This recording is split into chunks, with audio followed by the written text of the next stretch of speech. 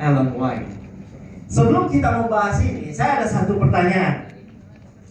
Ya, kita semua adalah pengerja, baik sebagai penginjil literatur, sebagai pendeta, ya, ataupun sebagai pekerja gereja. Ada satu pertanyaan. Apa sebenarnya dasar dari doktrin gereja Advent?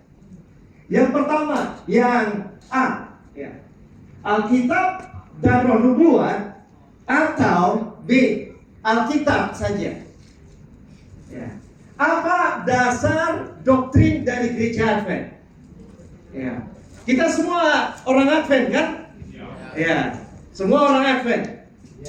Nah, sekarang kita perlu tahu apa dasar doktrin kita. Siapa yang A? Angkat tangan. Ya, oke, terima kasih. Ada yang A lagi? Cuma angkat tangan saja, saya cuma ingin tahu. A, yang A. Oke. Yang E. Bahasa Indonesia A. E, ya. Oke. Bagaimana dengan mereka yang B? B. Oke. Ya, B ada. Yang lain bagaimana? Bingung atau bagaimana? Saya ulangi lagi. Jangan takut salah. Ini tidak ada. Biasa. Kalau guru biasanya kan dimulai dengan pertanyaan supaya saya tahu sampai di mana kita mengerti akan doktrin gereja Advent. Oke. Apa dasar dari doktrin gereja Advent? Siapa yang percaya E? Ya, A, ya, E atau A, ya. Oke, terima kasih. Yang B? Ya, B. Oke, jadi ada dua kubu ya, ada dua grup. Tapi kita semua orang Advent kan? Ya kan? Ya, saya harap nanti di bagian akhir ini, ya, di bagian akhir dari presentasi ini, kita akan memiliki pandangan yang sama. Namun ini tidak memaksa. Oke, sekarang kita mulai. Apa itu wahyu? Apa itu wahyu? Revelation. Apa itu revelation? Oh, revelation yang sudah terjadi atau yang belum terjadi. Apa bedanya dengan prophecy? Dengan nubuatan? Adik-beradik. Sama, oke. Nanti kita belajar kan, jadi tidak usah takut benar atau salah. Yang penting di sini tugas kami adalah menyampaikan apa yang kita katakan dan apa yang kita mengerti sejauh ini. Oke, wahyu di dalam Alkitab Perjanjian Lama. Ya, sekarang kita lihat di dalam Alkitab Perjanjian Lama kata wahyu, ya, revelation muncul 65 kali di dalam Alkitab Perjanjian Lama. Di dalam bahasa Ibrani atau dalam bahasa Aramaik yang berasal dari kata kerja verb galah. Ini wahyu. Dan ini contoh ayatnya. Dalam Daniel 2 ayat 19 dikatakan, ya, pada waktu malam misteri reveal dinyatakan kepada Daniel dalam sebuah vision, dalam sebuah penglihatan. Dan Daniel memuji Allah yang ada di surga. Jadi kata yang digunakan galah was reveal. Itu dinyatakan, dibukakan. Nah, ini penggunaan kata wahyu.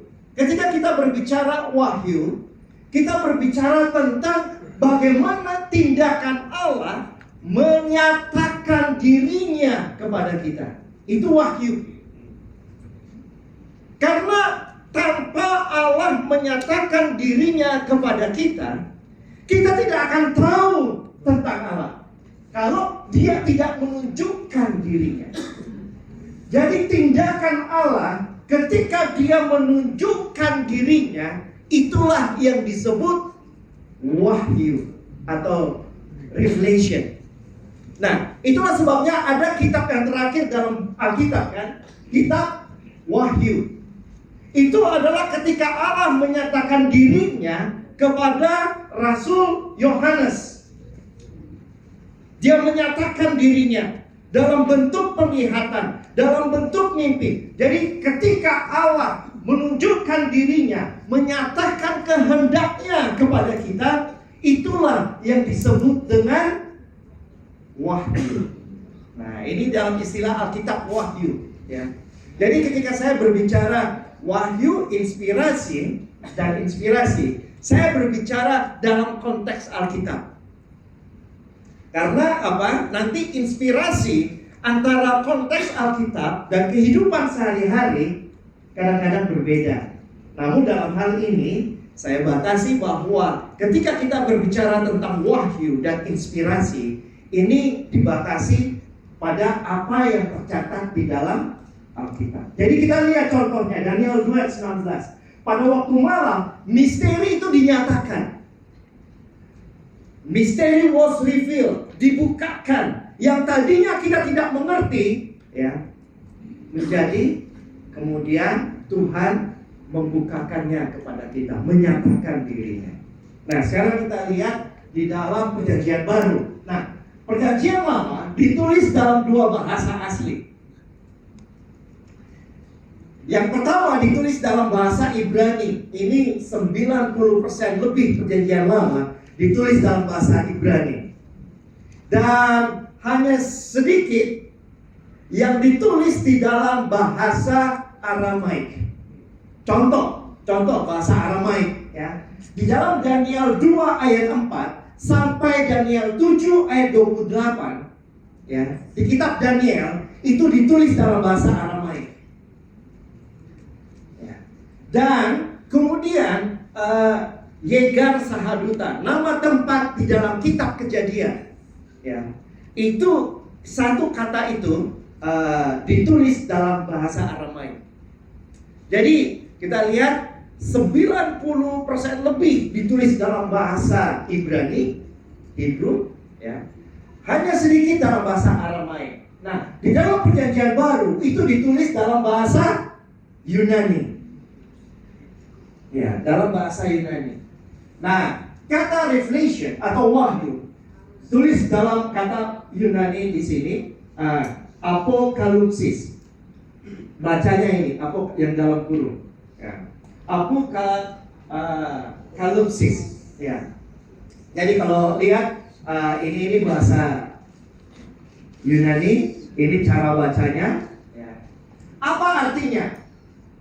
Revelation, pernyataan, sesuatu yang dibuat, yang dibukakan sepenuhnya, sesuatu yang dibukakan oleh Tuhan supaya kita tahu sepenuhnya.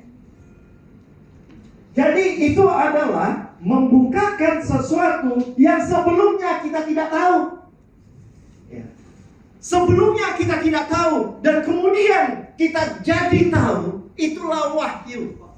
Itulah kenapa kitab Wahyu meskipun ditulis dalam bentuk simbol, dalam bentuk gambaran, ya, kiasan, tetapi kita bisa mengerti artinya. Kenapa? Karena itu kitab Wahyu, kitab yang dibukakan kepada kita. Itulah sebabnya kita bisa mengerti dan tidak dimateraikan.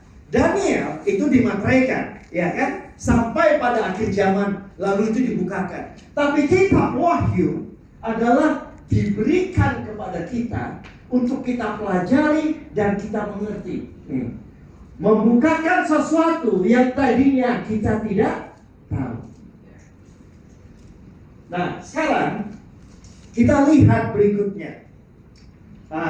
Di dalam buku yang lain, tadi saya ambil di dalam, ini bukan Advent, Lesan Theological Workbook. Ya. Nah, di sini ini Exegetical Dictionary of New Testament, bahwa apokalipsis atau wahyu itu adalah tindakan membuka, menyatakan. Menurut perjanjian baru, pengertian perjanjian baru, Allah menyatakan dirinya.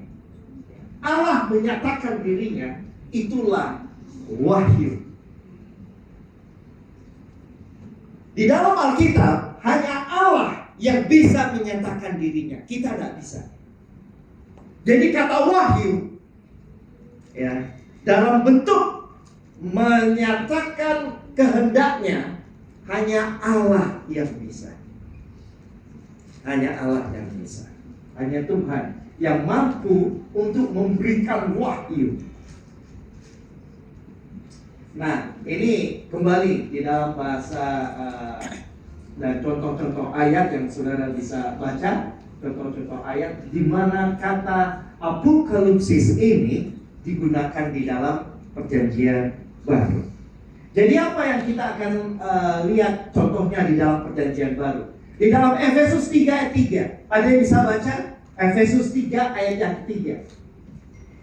Di dalam bahasa, ya, ada yang bisa baca. Kalau dalam bahasa Inggris, dan misteri itu, ya, diberitahukan kepadaku melalui revelation. Jadi misteri. Jadi perjanjian lama, perjanjian baru, kita lihat sama, ada konsistensi pengertian, ya, bahwa kata revelation itu atau kata wahyu itu adalah tindakan ketika sesuatu sebelumnya kita tidak tahu dan kemudian kita menjadi tahu. Itulah yang disebut dengan wahyu. Allah memberikan kehendaknya kepada kita, menyatakan dirinya, membukakan dirinya agar dia boleh dimengerti oleh kita. Dan kemudian dalam Efesus 1 ayat 17 juga dikatakan bahwa Allah, Tuhan kita Yesus Kristus, Bapa kemuliaan, memberikan kepada kita roh hikmat dan pernyataan dalam pengenalan akan Dia. Nah, jadi kita melihat di sini ayat-ayat dalam perjanjian baru semuanya menunjukkan kata wahyu, bagaimana Allah membukakan dirinya kepada kita. Nah, sekarang kita masuk kepada inspirasi. Sekarang saya mau ulangi, apa itu wahyu? Apa itu wahyu?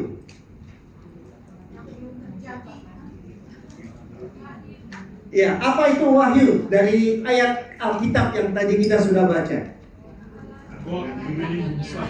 Ya, Allah menyatakan dirinya. God revealed Himself. Ya, itu dia menyatakan dirinya. Yang tadinya kita tidak tahu kehendak Allah, sekarang kita tahu kehendak Allah. Itu adalah wahyu. Nah, sekarang apa itu inspirasi?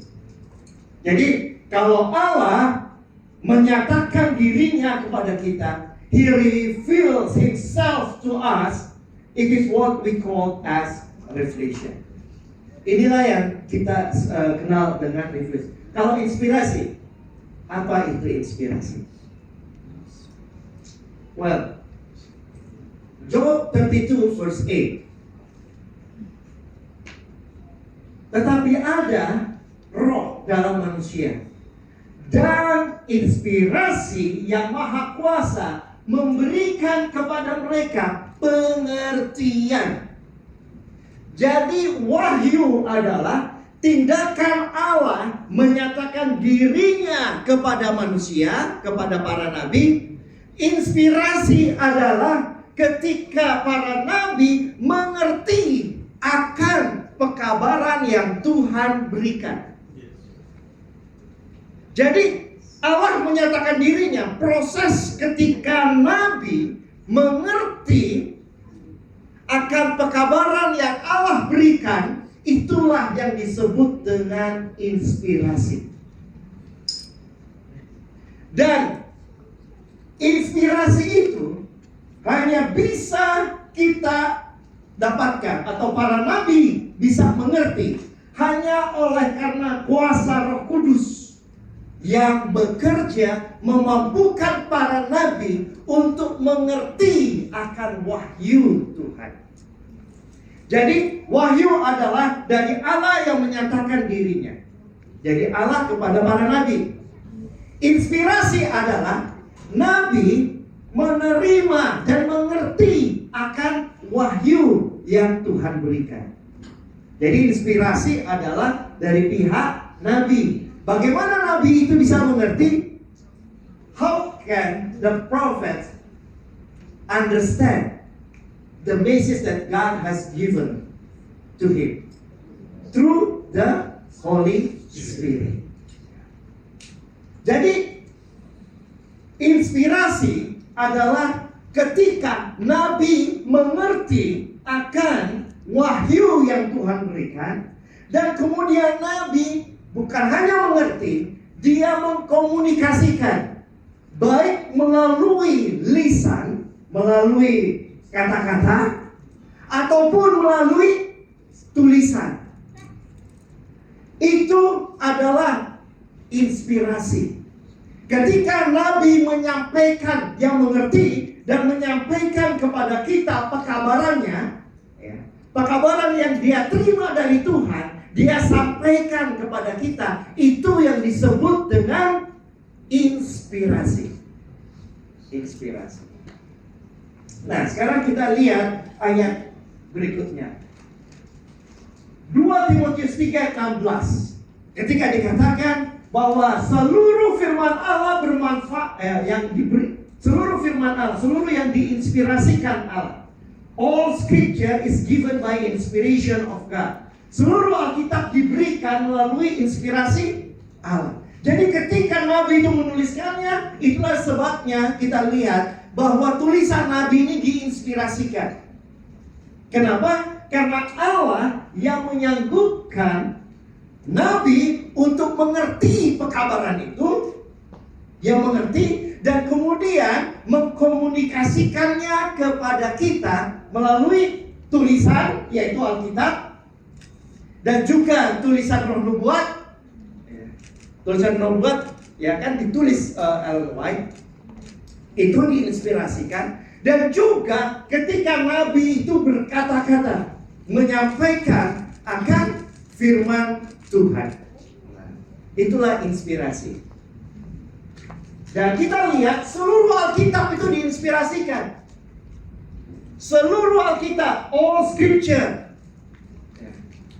and is profitable, bermanfaat sebagai pengajaran, sebagai doktrin, untuk menepelak, untuk menyatakan kesalahan, dan untuk memberitakan jalan kepada kebenaran. Jadi kita lihat seluruh Alkitab itu diinspirasikan. Bukan hanya 5 buku Musa yang diinspirasikan. Buku Esther pun, meskipun tidak ada kata Allah di dalamnya, itu diinspirasikan. Tidak ada buku yang lebih diinspirasikan daripada buku yang lain. Bukan berarti bahwa kitab Injil lebih diinspirasikan daripada kitab Habakuk. Semua sama, all in the same level. Jadi semuanya sama, tidak ada yang lebih diinspirasikan karena semua tulisan itu diinspirasikan Allah.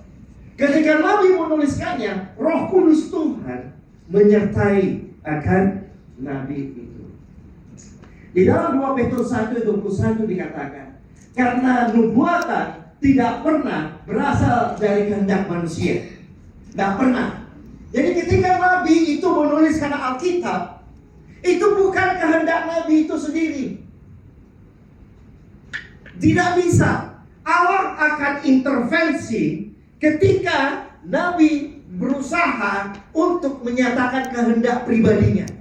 Contoh, di dalam Alkitab. Pada waktu Daud berkata kepada Nathan, "Oh, aku punya rencana mau membangun bait suci." Lalu Nathan katakan apa? "Oh, buatlah apa yang dikehendaki hatimu."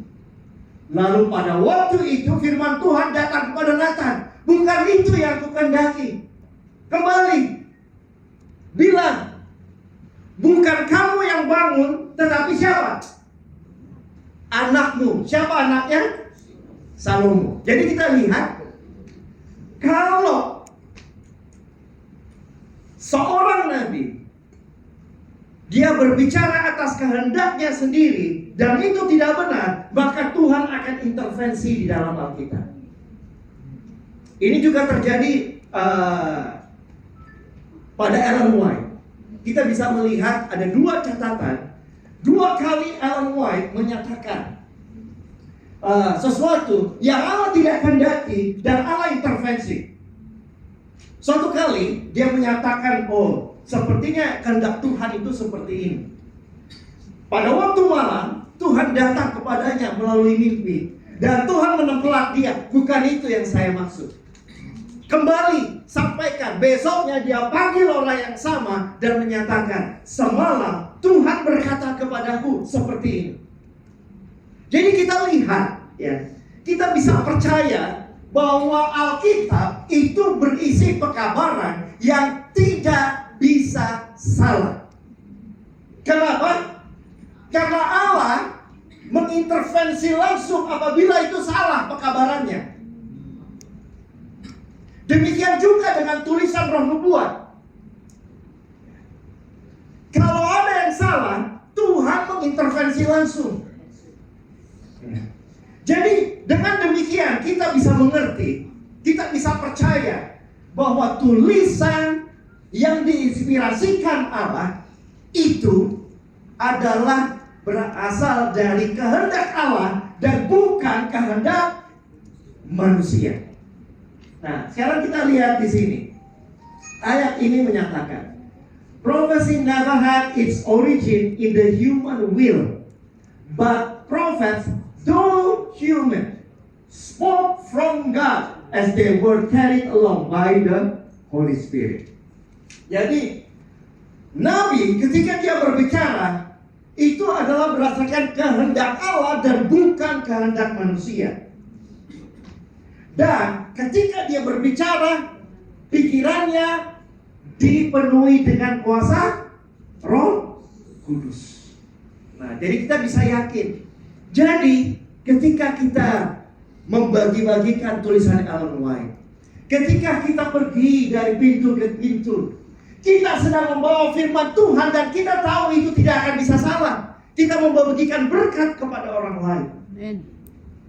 Mungkin sulit untuk memberikan Alkitab ke rumah-rumah orang yang bukan Kristen, kan? Tapi bagaimana dengan tulisan Ellen White yang berisi kesehatan? Akan lebih mudah untuk diterima. Ya, saya tahu di Malaysia lebih sulit daripada di Indonesia untuk membagikan ini. Ya. Tetapi pengalaman kami di sana, ketika Alkitab lebih sulit untuk diterima di rumah-rumah non-Kristen, tulisan Ellen White itu lebih mudah diterima. Jadi ini adalah jalan untuk untuk memberikan terang yang lebih besar di kemudian hari. Nah, tadi ayat-ayat dari Alkitab. Sekarang kita lihat seorang scholar Advent bernama Fernando Canale. Ya, dalam sebuah buku namanya Understanding Scripture: An Adventist Approach, dia katakan, inspiration, ya, inspirasi, broadly speaking, berbicara secara umum, menunjuk kepada proses melalui mana konten atau isi dari pikiran nabi dan para rasul dikomunikasikan baik secara lisan maupun secara tertulis. Jadi ketika para nabi mengkomunikasikan, menyampaikan secara lisan atau secara tulisan, secara kata-kata atau secara tulisan, jadi itulah saatnya di mana nabi itu diinspirasikan menyampaikan firman Tuhan. Itulah sebabnya wahyu, ya, adalah proses kognitif. Sementara inspirasi adalah lebih kepada linguistik. Ketika Nabi menyampaikan akan firman Tuhan. Jadi inspirasi. Apa itu inspirasi? Proses ya. Inspirasi, proses ketika Nabi bagaimana? Mengerti dan menyampaikan. Bukan hanya mengerti ya, tapi menyampaikan. Bagaimana Nabi menyampaikan firman Tuhan melalui tulisan, buku-buku. Buku-buku di dalam Alkitab itu diinspirasikan. Lisan itu melalui kata-kata, melalui khotbah. Ketika Nabi itu berkhotbah, dia diinspirasikan. Ketika Nabi itu menyampaikan teguran, itu diinspirasikan. Ketika Nabi itu menyampaikan kehendak Allah, itu diinspirasikan. Baik secara lisan maupun secara tulisan. Jadi apa yang kita bagikan kepada orang adalah tulisan inspirasi. Nah, bedanya itu dalam teologi ya. Kadang-kadang kita merasa, wah ini khotbahnya bagus, saya terinspirasi. Itu bukan inspirasi namanya kalau dalam bahasa teologi ya. Bukan saya terinspirasi. Terinspirasi kalau kita itu Nabi dan Tuhan berbicara kepada kita terinspirasi ya. Itu Nabi. Itu namanya illuminated atau iluminasi. Diterangi. Pikiran kita diterangi. Kalau dalam bahasa teologi ada orang berbicara, kita merasa diterangi pikiran kita. Itu bukan inspirasi. Adalah ketika Nabi mengerti pernyataan dari wahyu dari Tuhan dan mengkomunikasikannya kepada orang lain, itu inspirasi. Tapi ketika kita misalnya mendapat pelajaran seperti ini, kita bukan diinspirasi, tapi diterangi. Nah, itu bahasa teologianya namanya illumination. Jadi pikiran kita itu diterangi. Jadi baik wahyu, inspirasi, inspiration, dan iluminasi atau diterangi, itu semuanya adalah pekerjaan Roh Kudus dalam kita. Roh Kudus. Kenapa? Nanti kita lihat bahwa pengarang dari Alkitab itu adalah Roh Kudus. Jadi kalau kita mau mengerti, kita harus minta kuasa Roh Kudus. Karena tanpa Roh Kudus, bagaimana kita bisa mau mengerti? Karena Nabi diinspirasikan melalui kuasa Roh Kudus juga. Jadi kalau kita mau mengerti tulisan yang diinspirasikan oleh Roh Kudus, maka kita yang mendengar harus dikuasai oleh Roh Kudus. Itulah sebabnya saya tidak berbicara Trinitas sebagai yang pertama ya, tapi berikutnya. Nah, jadi kita lihat ya. Jadi kita lihat Allah menyatakan dirinya kepada Nabi. Apa yang Allah nyatakan adalah pekabaran tentang Yesus. Dan Roh Kudus memampukan Nabi untuk mengerti akan hal ini. Jadi kita melihat bahwa ada Trinitas terlibat di dalam proses pembuatan Alkitab dan juga dalam tulisan nubuat. Karena pekabaran itu datangnya dari Bapa menyampaikan tentang Yesus kepada Nabi, dan Nabi bisa mengerti oleh karena kuasa Roh Kudus.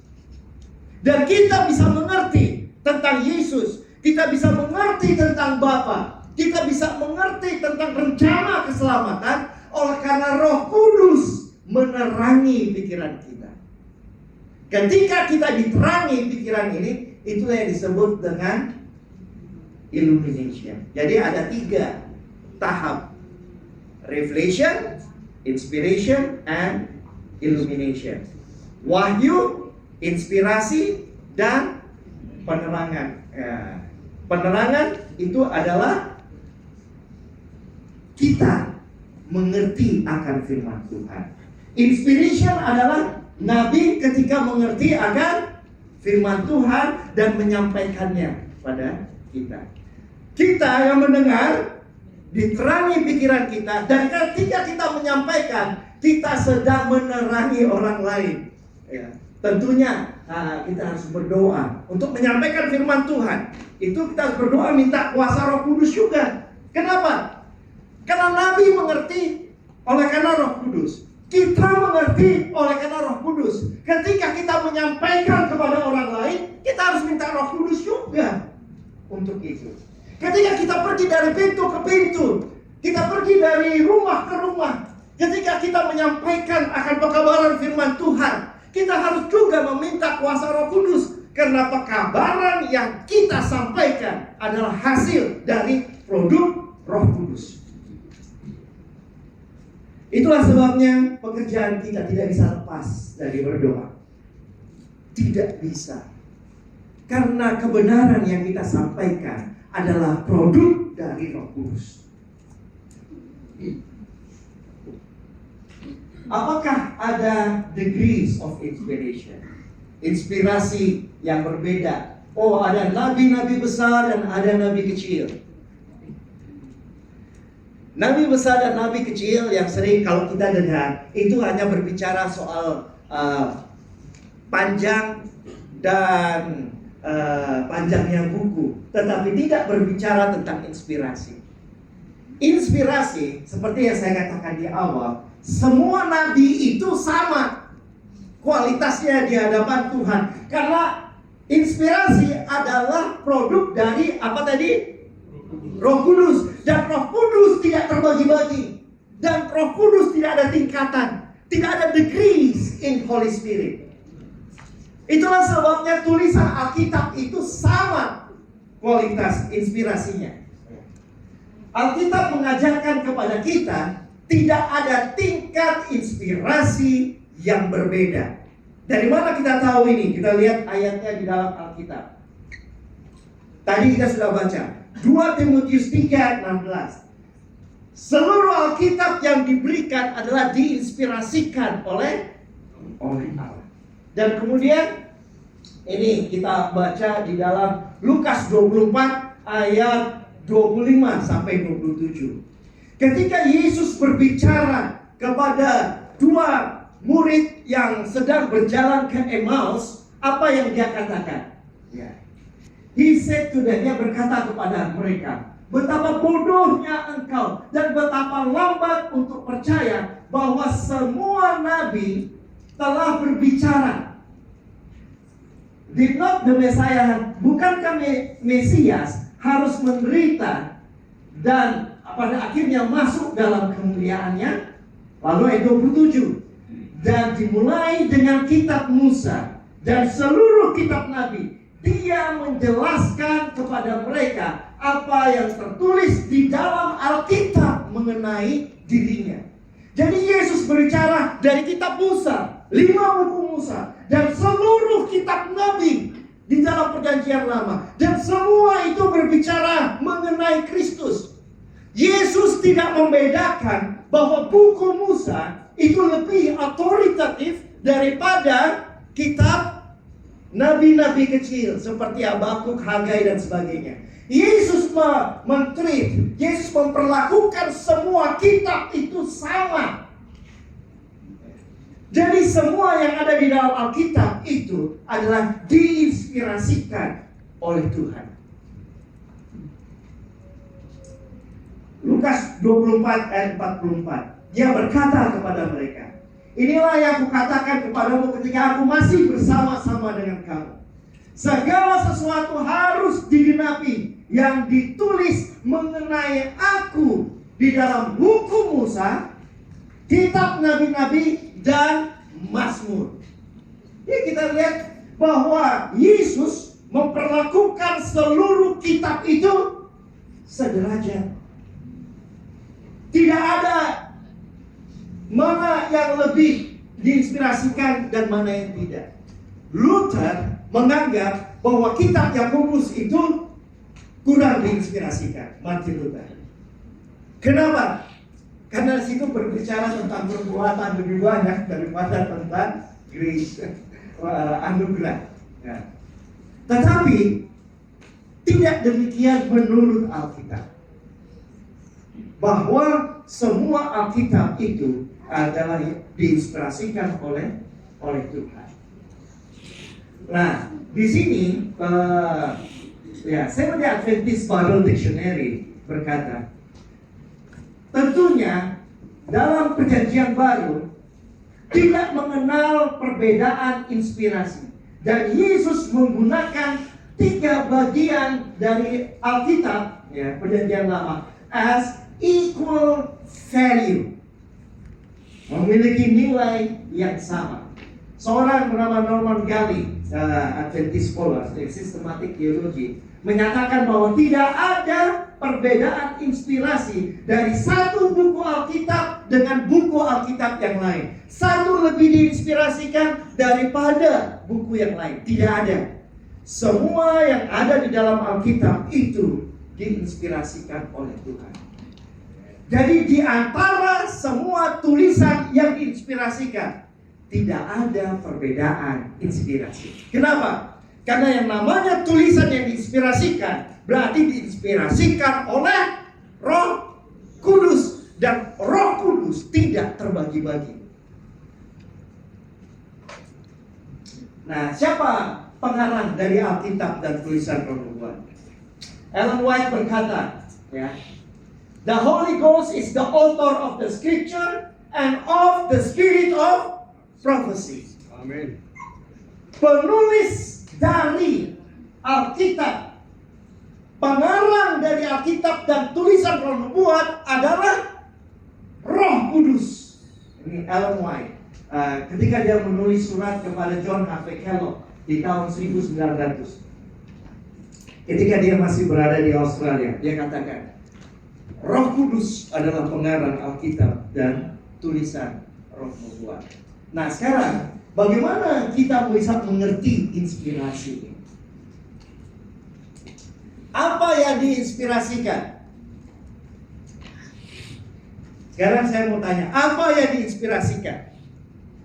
Kata-kata atau pikiran dari Nabi? Wah, sekarang. Ya, ada di sini kan? Coba saya hilang. Ya. Oke. Sekarang, apa yang diinspirasikan oleh Tuhan kepada para nabi? Tulisannya. Tapi kenapa kita bilang ini tulisan yang diinspirasikan? Ayo. Ya kan? Ini tulisan yang diinspirasikan. Tapi apa yang sebenarnya diinspirasikan? Pikiran atau kata-kata yang dituliskan? Ya, kenapa kita katakan ini tulisan yang diinspirasikan kalau begitu? Nah, kita harus konsisten dong, ya, karena kebenaran itu konsisten. Kita harus mengerti apa yang kita sampaikan. Kenapa kita katakan bahwa tulisan itu diinspirasikan? Kalau pikirannya yang diinspirasikan. Ya, karena dari pikiran keluar tulisan. Ya, ya. Ya. Tulisan itu selaras dengan apa yang dipikirkan. Nah, sekarang kita lihat. Ya. Saya kasih alasan kenapa yang dikatakan itu adalah pikiran dan bukan tulisan. Well, satu kali Ellen White menulis Alkitab dulu lah. Tidak usah Ellen White, Alkitab dulu. Kita lihat perbedaan antara kitab Tawarik dan kitab Raja-Raja. Dan juga di dalam kitab Injil. Tentang satu contoh ya, Injil dulu, lalu saya masuk ke Perjanjian Lama, di Perjanjian Baru dulu.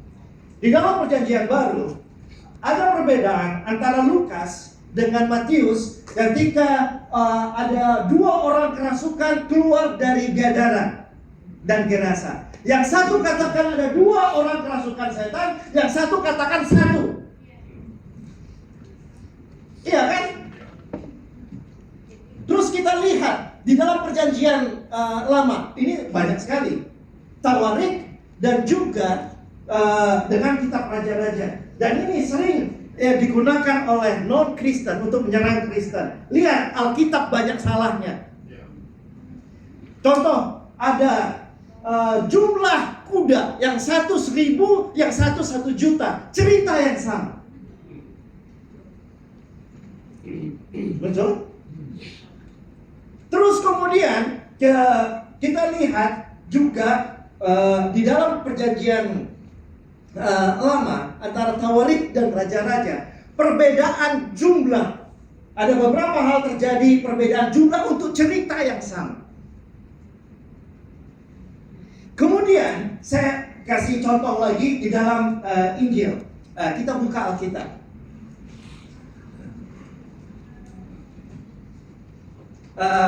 Di dalam Markus 1. Ya. Markus 1 atau Markus 3 itu. Saya coba buka Alkitab saya di sini. Ini tentang satu nubuatan, ya.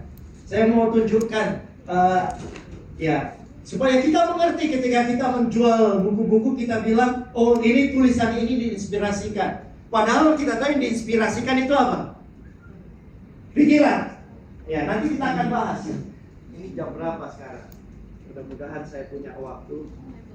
Oh boleh, saya pikir cukup. Kita punya waktu agak banyak untuk ini.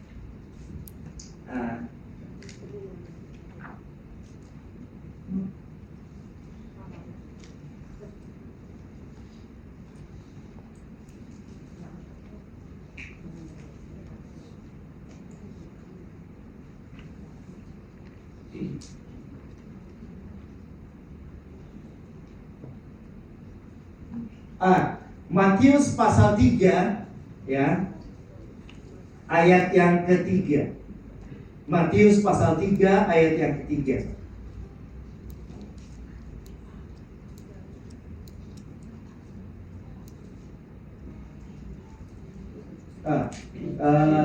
Sebentar. Ada satu lagi yang jelas itu di dalam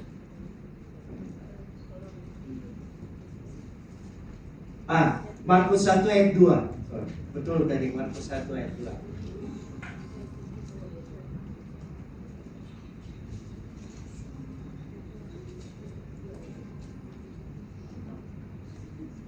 Nah, kalau kita baca di sini, ya,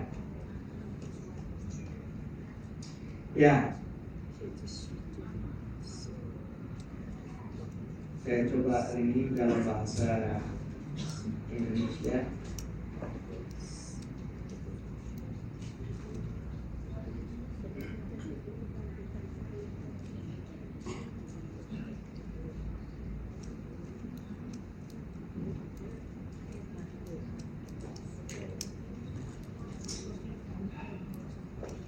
Apa yang dikatakan di dalam Alkitab? Ya, seperti ada tertulis dalam kitab Yesaya. Lihatlah, aku menyuruh utusanku mendahului engkau, ia akan mempersiapkan jalan bagimu. Ada suara orang yang berseru-seru di padang gurun, persiapkanlah jalan untuk Tuhan, luruskanlah jalan baginya. Kalau saudara lihat di bagian Alkitab di bawah, ya, yang pertama itu bukan kitab Yesaya, yang kedua yang kitab Yesaya. Ketika dikatakan persiapkanlah jalan untuk Tuhan, ada orang berseru-seru di padang gurun. Tapi bagian yang pertama itu bukan dari kitab Yesaya. Oh, berarti Markus salah kutip ini. Mestinya Zakaria atau Maliaki dia bilang itu Yesaya, padahal Yesaya bagian yang kedua setelah itu yang dia kutip. Jadi kita lihat di dalam Alkitab ada seperti itu. Tetapi apakah itu yang diinspirasikan? Lalu ada tuduhan kalau Alkitab diinspirasikan, kenapa terjadi perbedaan? Itulah sebabnya kita tahu bahwa yang diinspirasikan itu adalah pikirannya. Kata-kata itu ada adalah untuk merefleksikan apa yang dipikiran. Dan pada waktu Nabi itu menuliskannya, apa yang tidak bisa salah? Pekabarannya yang tidak bisa salah. Pekabaran Alkitab dan tulisan Roh Nubuat itu yang tidak bisa salah. Apakah itu orang yang kerasukan setan? Itu ada 2 atau 1. Tetapi yang jelas pekabarannya adalah bahwa setan itu dikeluarkan oleh Yesus. Bukan jumlahnya. Atau 2 atau 1. Apakah kudanya ada 1 juta atau 1000? Itu tidak mempengaruhi pekabaran firman Tuhan. Nah, jadi kita mengerti. Ellen White juga begitu.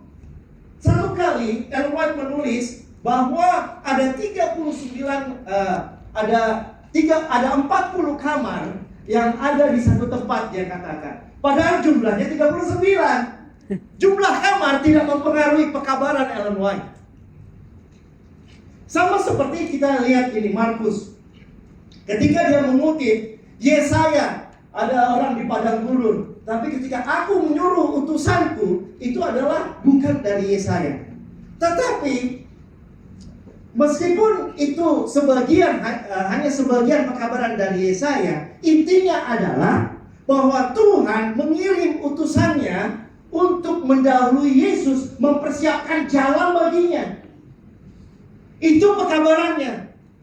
Jadi baik di dalam Alkitab maupun di dalam tulisan Roh Nubuat, yang diinspirasikan adalah pikiran dari para nabi, di mana pekabaran yang disampaikan tidak akan bisa salah.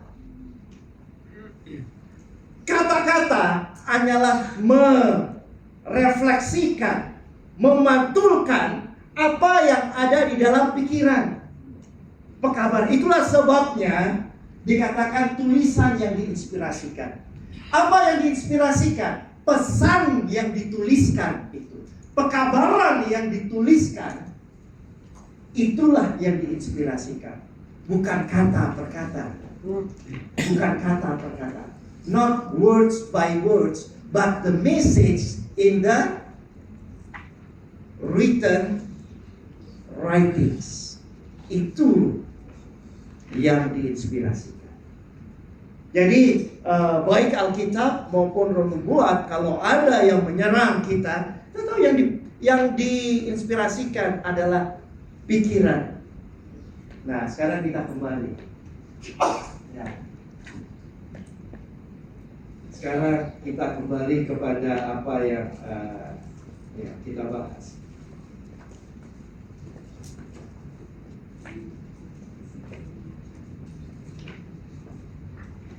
The Bible, ya, Alkitab dikatakan di sini, ya, points to God as its author, yet it was written by human hands. The Infinite One, lihat yang merah, yang kanan, by His Holy Spirit has shed light into the minds and hearts of His servant. Itulah sebabnya kita percaya itu disebut thought inspiration. Karena yang diinspirasikan adalah pikiran. Not verbal inspiration. Bukan verbal, bukan kata-kata yang diinspirasikan, tapi thought, pikiran. Itulah yang diinspirasikan. Kalau tulisan itu kita katakan diinspirasikan karena itu mengandung pesan dari Allah yang tidak bisa salah. Yang tidak bisa salah adalah pekabarannya. Pesannya yang tidak bisa salah. Mungkin kata yang digunakan tidak sempurna, tetapi pesannya tidak bisa salah. Ya, ini yang harus jelas. Kenapa kita berusaha membagikan pekabaran firman Tuhan? Karena pekabaran ini tidak bisa salah. Meskipun itu disampaikan melalui kata-kata manusia yang ada kelemahannya, tetapi tidak bisa salah. Di dalam Great Controversy, halaman 5, ya, halaman 5, Great Controversy, Ellen White mengatakan 10 firman Allah disampaikan oleh Allah sendiri dan dituliskan oleh tangannya sendiri. 10 hukum Allah itu adalah bersifat ilahi dan tidak ada hasil dari perbuatan manusia. Tetapi Alkitab yang adalah kebenaran yang diberikan oleh Allah itu sendiri diekspresikan dalam bahasa manusia, menyatakan satu gabungan dari keilahian dan kemanusiaan. Gabungan seperti ini ya, ada di dalam sifat Kristus yang juga adalah Allah dan anak manusia. Kalau Allah itu bisa lapar tidak? Allah bisa lapar tidak? Tidak. Namanya Allah. Ini saya bicara Allah dan manusia kan berbeda. Allah bisa lapar tidak? Tidak. Allah bisa haus tidak? Allah bisa mati tidak? Nah, waktu Yesus datang sebagai manusia, dia juga Allah 100% dan manusia 100%. Manusia bisa lapar? Bisa. Manusia bisa mati? Bisa. Allah bisa mati enggak? Bisa. Nah, jadi kita lihat Yesus saja ya, yang sempurna, dia juga mengambil kelemahan manusia. Dia bisa lapar, di mana sebenarnya Yesus kalau dia tidak dalam keadaan sebagai manusia, dia tidak bisa lapar. Dia tidak bisa haus, tapi karena dia menjadi manusia dan dia 100% manusia, 100% Allah. Pada waktu dia mati, yang mati apa? Kemanusiaannya, Alkitab katakan. Ya kan? Nah, Alkitab juga seperti itu. Ada gabungan sifat Allah dan manusia. Manusia mengekspresikan kehendak Allah melalui tulisan. Itu sebabnya di dalam Alkitab ada, kita lihat kelemahan kata-kata. Sama seperti Yesus jadi manusia, kita lihat Yesus mengambil kelemahan manusia yang bisa lapar, bisa haus, dan bisa mati. Kemanusiaannya. Tetapi apakah Yesus sempurna sebagai manusia? Ya, dia sempurna sebagai manusia. Dia tidak ada noda dosa, bukan? Meskipun dia bisa lapar dan bisa haus, tetapi Yesus kan sempurna dan tidak pernah berbuat dosa. Demikian juga dengan Alkitab. Ada kelemahan tangan manusia, tetapi pekabarannya tidak bisa salah. Sama seperti Yesus tidak bernoda oleh dosa dan tidak bersalah. Jadi itulah sebabnya ya, kita bisa mengenal di sini apa yang disebut incarnational thought inspiration. Ya. Ini bahasa yang digunakan oleh Dr. Merlin Bird sebenarnya. Nah, saya pinjam. Inilah incarnational thought inspiration. Model ini berdasarkan inkarnasi Yesus. Jadi Alkitab adalah menunjukkan gambaran mengenai Yesus.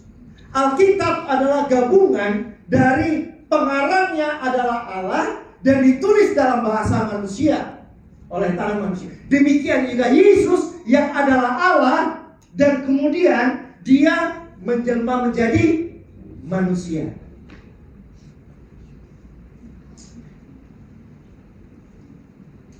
Ya. Sifat Yesus adalah gabungan dari keilahian dan kemanusiaan, sama dengan inspirasi Tuhan kepada para nabinya. Ya. Jadi Tuhan memberikan pekabarannya kepada nabi, nabi menuliskan dalam bahasa manusia, sama seperti Yesus yang adalah Allah dan dia menjadi manusia. Jadi kalau kita melihat Yesus, kita bisa melihat di dalam Alkitab. Karena Alkitab kita bisa melihat ada kuasa keilahian dan juga ada kemanusiaan di sana. Demikian juga dengan Yesus. Kristus. Tulisan yang diinspirasikan adalah hasil dari kehendak ilahi dan ekspresi manusia. Jadi baik Alkitab maupun tulisan roh nubuat, ya, itu adalah kehendak Allah dan ekspresi manusia. Saudara kalau lihat, kalau pergi ke IAS, kampus kita di sana, kita punya tulisan-tulisan Ellen White dan ada beberapa tulisan tangan Ellen White. Asli. Dan saudara lihat tulisan tangan Ellen White, itu hampir tidak ada titiknya, nyambung semua. Iya, ini kan gaya Victorian di abad ke-19. Wah, jadi nyambung. Jadi waktu saya pun baca, lebih enak yang baca yang sudah diketik, mudah. Iya kan, mudah. Nah, ada juga di sana. Jadi kalau mau bandingkan, ini tulisan bisa dibaca, tapi di mana titiknya? Jadi sekretaris dari Ellen White itu dia harus melihat itu, terus dia kasih titik, nanti kan disuruh baca Ellen White lagi, nanti Ellen White koreksi lagi. Oh ini sudah benar, ini sudah bagus. Oh enggak, ini koma, ini bukan titik ini. Nah, jadi kalau hampir sulit mengetahui di mana titik dan komanya, itu hanya dia punya editor yang tahu, yang sudah terbiasa kerja dengan Ellen White. Ya. Jadi kalau kita bisa lihat di sini, nah, tapi semuanya tetap di bawah kendali dari Ellen White, ya, dari tulisannya. Nah sekarang kita sudah mau hampir habis ini. Kita akan baca apa bedanya Alkitab dan tulisan roh nubuat. Sama-sama diinspirasikan oleh firman Tuhan, ya, oleh kuasa Roh Kudus. Cuma kalau kita lihat di sini Alkitab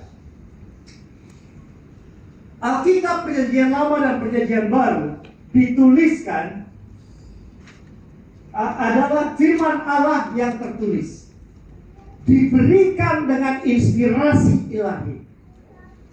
Para pengarang yang diinspirasikan berbicara dan menulis ketika mereka digerakkan oleh Roh Kudus. Dalam firman ini, Allah telah memberikan kepada manusia pengetahuan yang perlu untuk keselamatan. Jadi Alkitab itu adalah diberikan pengetahuan untuk keselamatan. Jadi kalau mau lihat rumus matematika di sana, jangan harap ada di sana, ya kan?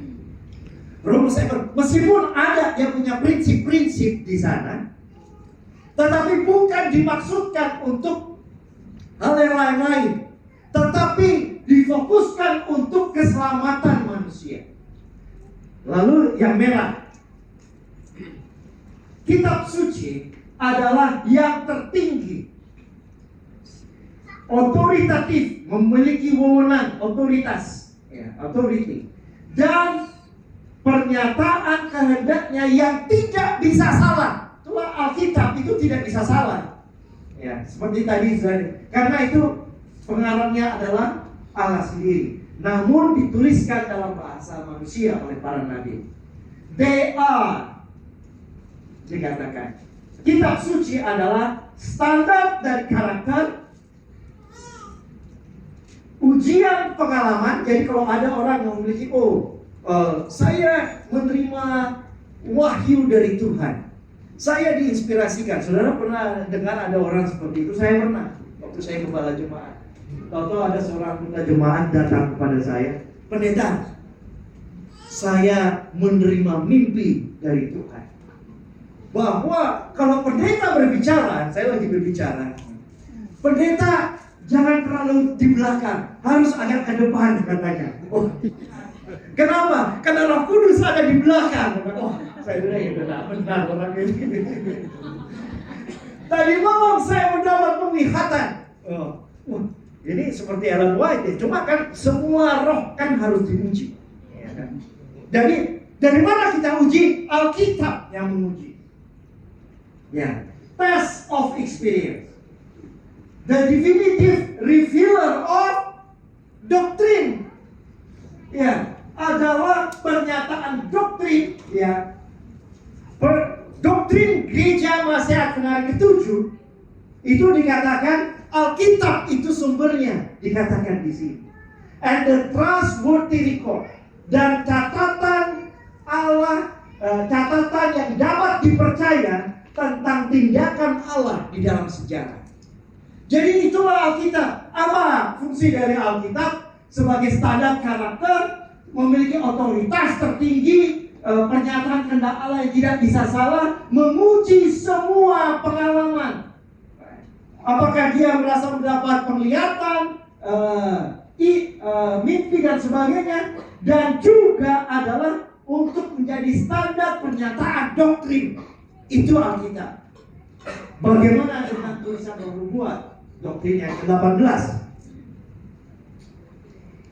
Kitab suci menyatakan satu dari karunia Roh Kudus adalah bernubuat.